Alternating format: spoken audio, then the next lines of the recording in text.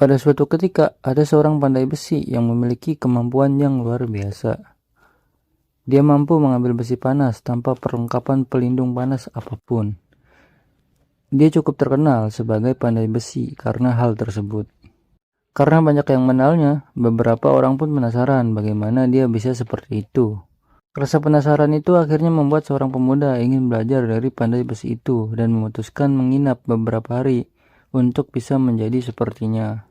Pemuda itu heran karena tidak menemukan hal yang spesial dari si pandai besi itu, baik pola makan, ibadah, dan lainnya. Pemuda itu akhirnya menanyakan kepada pandai besi itu bagaimana dia bisa tahan terhadap panasnya besi yang dia tempa. Si pandai besi itu pun kemudian bercerita kepada pemuda tersebut tentang bagaimana dia bisa tahan panas ketika dia menempa besi. Si pandai besi itu pun berkata, "Pada waktu itu aku tinggal bersebelahan dengan wanita yang sangat cantik, dan aku pun jatuh cinta kepadanya. Namun meski aku mencoba merayu dan mendekatinya, perempuan itu selalu menolakku karena dia wanita yang taat kepada Allah. Ketika musim kemarau panjang datang dan krisis pangan terjadi, perempuan itu datang menemuiku untuk meminta makanan kepadaku.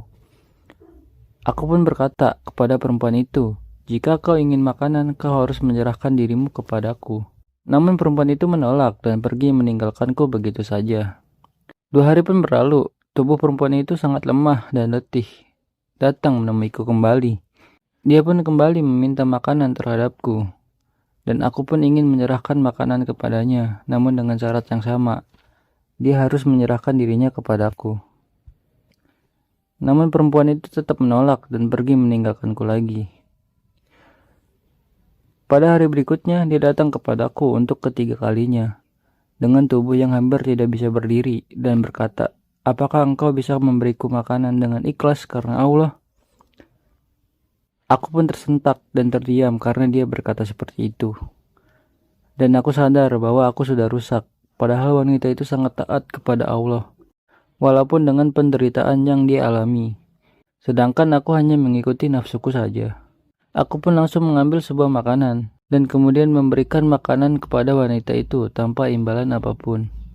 Namun wanita itu terdiam karena aku memberikan makanan kepadanya. Aku sadar mungkin wanita itu takut aku meminta imbalan atas makanan yang hendak aku berikan tersebut. Aku pun berkata, 'Makanlah ini.' Aku memberikannya dengan ikhlas, tanpa meminta imbalan apapun terhadapmu."